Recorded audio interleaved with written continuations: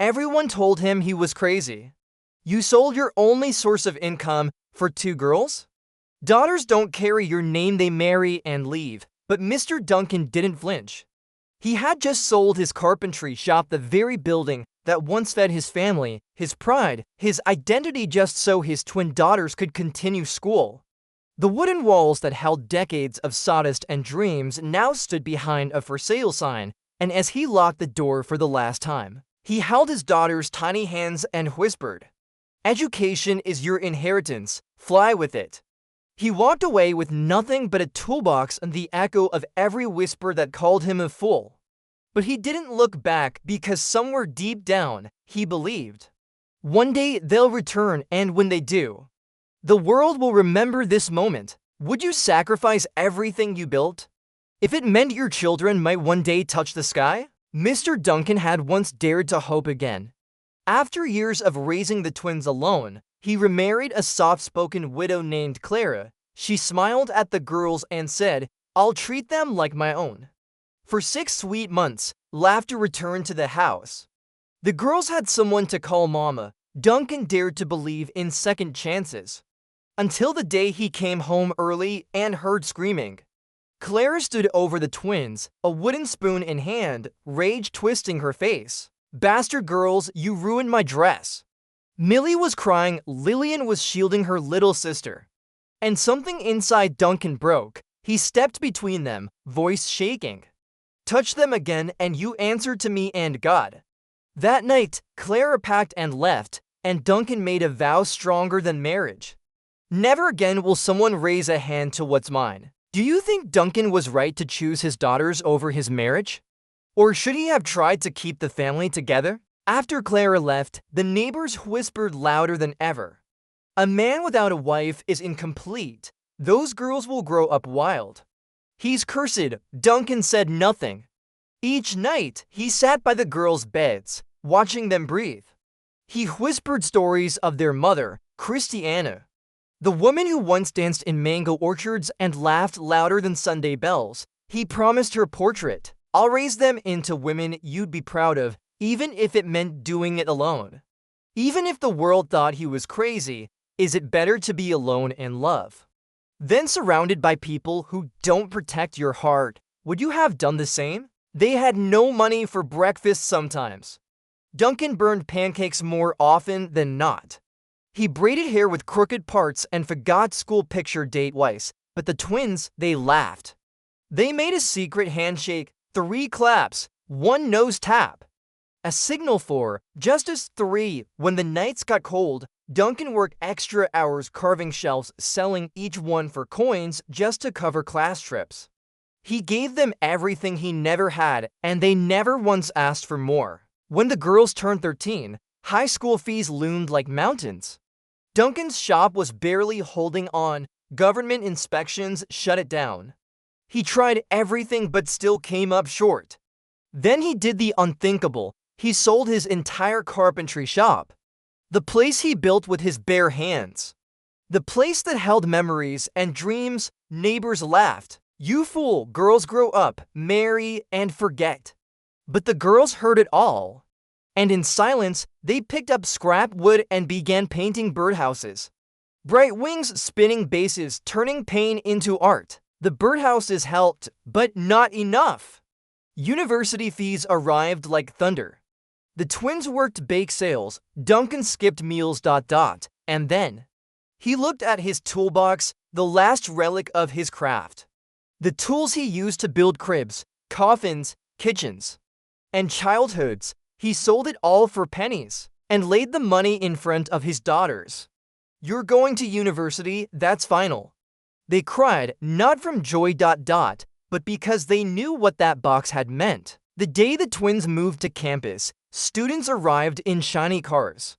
Parents with sunglasses and chauffeurs. Duncan arrived with a wheelbarrow, 2 suitcases. 1 bundle of secondhand textbooks. People stared, some laughed. But the twins, they waved proudly. Before leaving, Duncan knelt on the grass in front of the dorm. He didn't care who saw. And prayed aloud, "Lord, take my strength and give it to them." Then the elevator doors closed. and he stayed on the ground floor watching his daughters rise. In the city, Mr. Duncan couldn't find carpentry jobs anymore. No one wanted a craftsman with calloused hands and no license, so he became a library janitor. Every morning before sunrise, he swept marble corridors, polished wooden tables, and tightened wobbly chair legs with leftover screws from his old shop. He did it all with quiet pride because the library was just steps away from his daughter's new school. Each afternoon, Lillian and Millie would stop by after class, drop their backpacks next to the mop bucket, and finish homework between rows of dusty books. To strangers, they were just the daughters of the cleaner. To Duncan, they were future pilots and engineers, studying under library lamps fueled by love. If you had to trade your passion for your children's purpose, would you do it in silence or tell the world why? At school, the twins didn't blend in. Their classmates wore designer clothes and got dropped off by chauffeurs. Lillian and Millie rode packed buses at dawn, books clutched to their chests, dreams tucked under second-hand jackets. They studied between cafeteria shifts, often pouring leftover soup into flasks for their father back home. Mr. Duncan, now nearly 50, felt his knees ache with every mop stroke. But every night, he made sure to call them. He'd whisper motivational quotes scribbled on torn napkins. Pressure turns rough stones into smooth ones. And the girls would repeat it before every test, every deadline, every breakdown. Midway through their second year, disaster struck, rent spiked. Mr. Duncan could no longer afford even the modest room behind the library. He packed their belongings into boxes and moved into a storage closet at work, sleeping on a mat beside cleaning supplies. When the twins came home for break, he lied. The apartment's under renovation. They didn't believe him, but they respected his pride. Then came the night he fell asleep while using the floor buffer. It jerked, crashed into shelves, water spilled. A priceless book was destroyed. Everyone thought he'd be fired.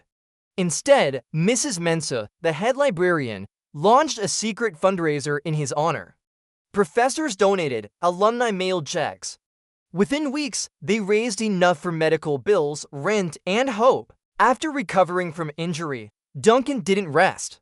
He started attending free evening classes on computer-aided design. He wanted to keep up with his daughters. Old dogs can learn new tricks, he'd joke as Millie coached him on ergonomics. By day, he cleaned. By night, he studied. And slowly, people began to notice. His story traveled. The man who sold his workshop now consulted for a luxury furniture brand. His salary tripled, but he didn't spend the money on himself. He bought health insurance for the first time in 21 years. He was no longer living on a prayer. At the end of junior year, a miracle happened. Lillian won a prestigious internship with Skyway Airlines, the same company she once wrote essays about. Her name topped the list. When she read it, she collapsed into Millie's arms. "Papa's mop bought me wings," she whispered. Meanwhile, Millie won a tech competition designing lightweight aircraft brackets. The cash prize covered their next rent. They phoned their father, voices trembling with gratitude. Mr. Duncan danced alone in the corridor, his broom a dance partner. "God hears persistent knocks," he whispered. Years later, at the Christiana Memorial School they helped build, Lillian pointed at a group of girls making paper airplanes. "That was us once," she smiled, but what no one else saw was how every setback had become a step forward. The spilled milk that led to donor mothers. The closed carpentry shop that burst bookshelves. The floor mop that lifted them to the sky. Mr. Duncan journaled that night. "Life carved me into a better man than I ever planned," and Millie added quietly, "You carved us into women who will carry that shape forever." Do you think pain has a purpose? Have your worst moments ever turned into your? Lillian had just completed her first flawless simulation flight. She landed the virtual plane so smoothly that even the instructor clapped. As the evaluation ended, she pulled out her old phone and called her father. "Papa, I did it, I landed." Duncan was cleaning library banisters when the phone rang. He froze mid-wipe, his hand trembled. I knew you would. Your mother would be dancing right now, he whispered. So should you, Lillian replied, smiling through tears. Because your mop gave me wings, do you believe every child has a runway? Or do some just need someone to clear the debris first? Who cleared yours? Millie didn't just graduate, she engineered a solution that reduced aircraft fuel usage by 15%. Her lightweight composite design stunned the industry. Aerotech offered her a leadership role. But she didn't say yes immediately. I'll accept. If you fund my research on eco-friendly aviation systems, she said ... They agreed. And that same day, she sent half her stipend to her father. For your meds, for everything you stopped buying so we could study. Mr. Duncan used it to finally buy health insurance. Not just for himself, but for his dignity. One weekend, the twins drove him to a gated neighborhood. Mr. Duncan thought it was for a client consultation. Instead, they pulled into the driveway of a cream-colored mansion, a golden plaque read, Duncan House. He staggered back. I cannot accept this. Millie handed him the keys. You once slept on a storeroom floor so we could have textbooks. Accept this roof because we finally can. Inside were portraits of Christiana, photos of the twins at every age. And on the mantel his original carpentry license, framed in gold. Clara, the stepmother who once hit the girls and called them bastards, showed up, gaunt, desperate, defeated. Her second husband had ruined her. She had nothing left. She walked into Duncan's gallery with shame in her eyes. I don't deserve forgiveness, but I need work. Staff were ready to throw her out, but Duncan? He served her tea, he listened ... and then he offered her a part-time consulting contract. Nothing close to trust, but just enough to survive. You'll report to HR, not to me. When the mansion was complete, the twins hosted a housewarming. They invited everyone, the librarians, the donor mothers, apprentices, and yes, even the neighbors who once laughed at Duncan for wasting money on girls. Some came with gifts. Some came with apologies. Some came in silence, unable to speak through the shame. Duncan raised a glass of malt and toasted to Christiana. And to every unseen ally who helped build this, the room wept ... because love had won. The twins launched a bold idea, build a school plus clinic in their rural hometown. Lillian taught weekend aviation workshops. Millie installed solar panels and explained renewable energy to children. Duncan designed desks wide enough for left-handed students. Opening day, a skyway jet flew overhead in Lillian's honor. Elders wept, a plaque read, Christiana Memorial School and Health Center. And Duncan whispered, once they called girls a burden. Now girls are lifting villages. Years passed, Lillian became an international pilot. Millie headed a research lab for sustainable aviation. But every year on the anniversary of Christiana's passing, the family gathered at her grave. This year, Duncan placed cedar shavings shaped like wings on her headstone. The twins read letters out loud, Mama, we fly now. Because Papa never let us fall. As the wind rustled the trees like applause, the twins leaned on Duncan's shoulders. And somewhere far above, a plane drew a white arc across the sky. They didn't know if Lillian was flying it. But they didn't need to, because the sky had already become theirs. At the new Donor Milk Center, founded by Madame Ale, nurses moved like clockwork saving newborns drop by drop. Lillian stood before them. Behind her, a plaque listed every mother who had once given milk, women who had once kept her and Millie alive. She stepped forward, tears in her eyes. You saved our lives, not with machines, but with belief. Today, we fly because you trusted what you could not see. The nurses wept ... No plane roared that day. But something holy took off in that room. Claire, the stepmother who once left the girls bruised and crying, kept working quietly at the gallery. She showed up early, stayed late, said little. Until one evening, she sat across from Duncan and said, I was drowning in my own bitterness. I can't undo the pain I caused. but I can try to deserve the mercy you gave me. Duncan nodded slowly. Mercy doesn't erase memory, but it sets the heart free. The twins listened in silence. Millie clenched her jaw. Lillian whispered Psalm 23, and they forgave. The story of Duncan and his daughters went viral. A father who sold his shop for school fees. Daughters who built planes and saved lives. A vow that became a legacy. Donations poured in. And the twins launched Christiana's Promise, a foundation funding girls in STEM across the country. Dozens of girls who once had no future now held books, wore lab coats, flew simulators. But every scholarship form had one line in bold. Who is your Duncan? The one who believed in you. If someone offered to fund your future, what would you do with it? Who would you honor? Drop their name below. Duncan's contract as a cleaner was ending. Budget cuts, he accepted it quietly. Seasons change, he said, but behind his back, Mrs. Mensah sent his resume to luxury furniture firms. When Artisan Gallery saw it, they didn't just see skills. They saw a story that moved the nation. They hired him as a design consultant, triple the salary, full benefits. His first project, a walnut reception desk for a 5-star hotel. Signed at the bottom, Duncan, carpenter, father, believer. Graduation day came. Duncan didn't buy anything new.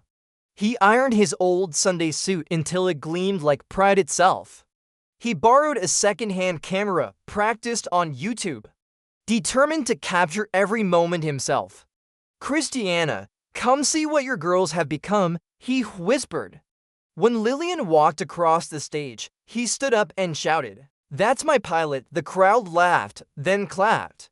When Millie walked next, she blew him a kiss. He tried to take photos, but tears blurred the viewfinder. Strangers took pictures for him. After graduation, the twins pulled Duncan toward the airport. A Skyway training jet waited on the tarmac. Lillian, now an official first officer trainee, invited him into the cockpit. He reached out, fingers trembling, and traced the switches. "I used to build toy planes from scrap," he whispered. "Your hands built this one too," she said. Millie placed a gift in his lap, a miniature wooden plane, carved from the first mahogany block he ever let her touch. "For your desk at Artisan Gallery," she smiled. That night, media begged for interviews, event halls offered VIP banquets. But the trio, they skipped it all. They sat at a roadside stall, shared a bowl of jollof rice and fried plantain. Laughed, planned. Lillian's simulator sessions, Millie's engineering residency, Duncan's hotel lobby designs, 3 paths, 1 heartbeat. "We don't need champagne," Millie said. "We already got the sky." In his new role, Duncan designed more than furniture.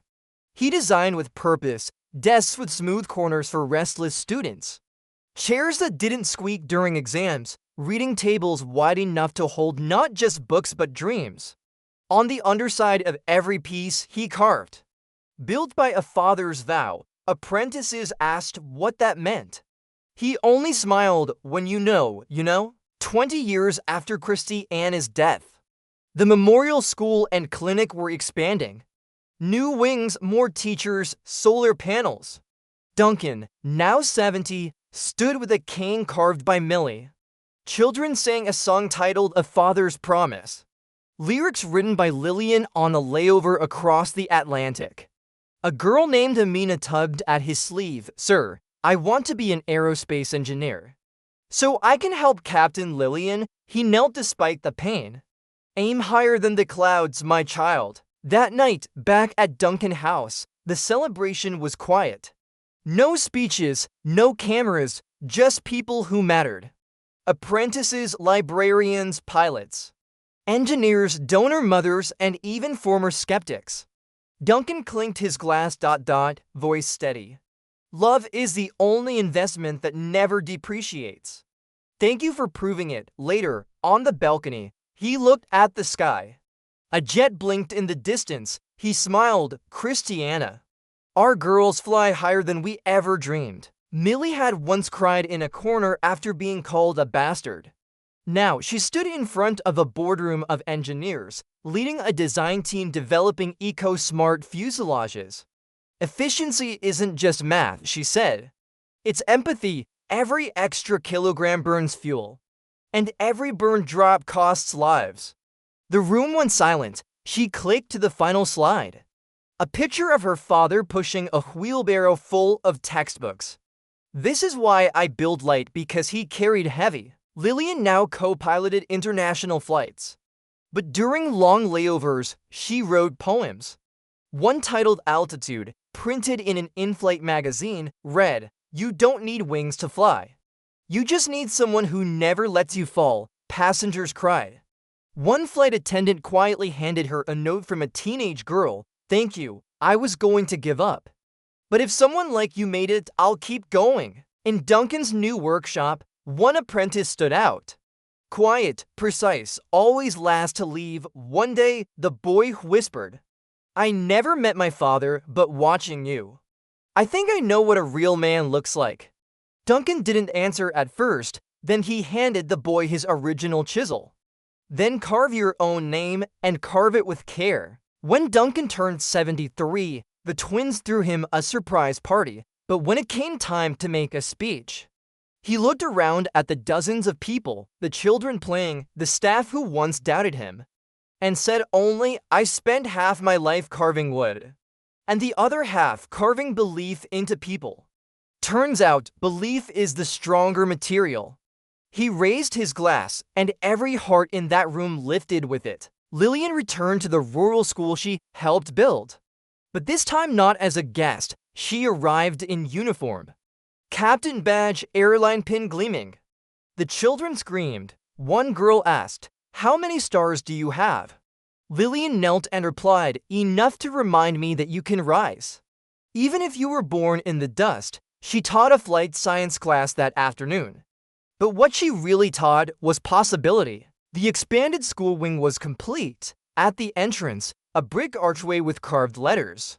Christiana Memorial STEM Center for Girls. Below it, a quote, "For the woman who gave her life, so others might live theirs." Duncan stood beside it, fingertips on the stone. His daughters flanked him.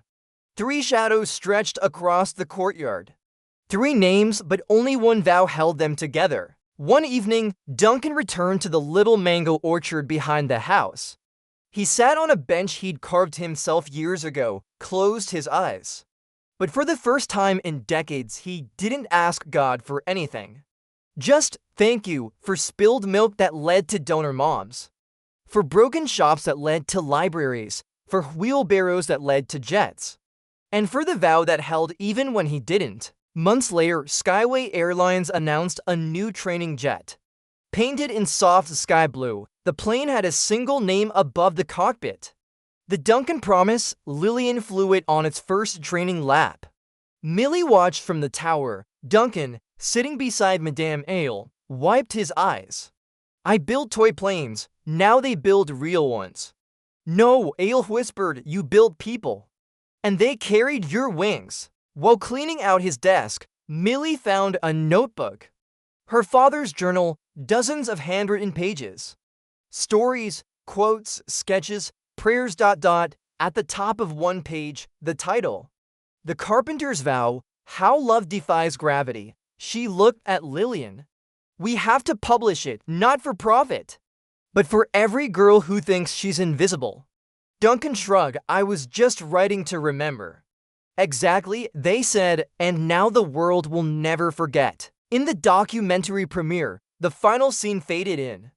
Duncan standing beside a girl named Amina. She asks, "Sir, how did you know we would make it?" He smiled gently. "I didn't. I just cleared the runway and believed you'd fly." A tear slid down her cheek.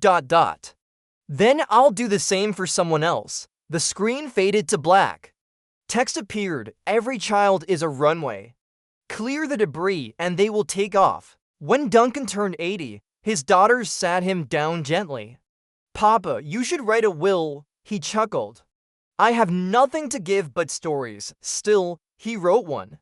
It had no house, no cars, no fortune, just a line.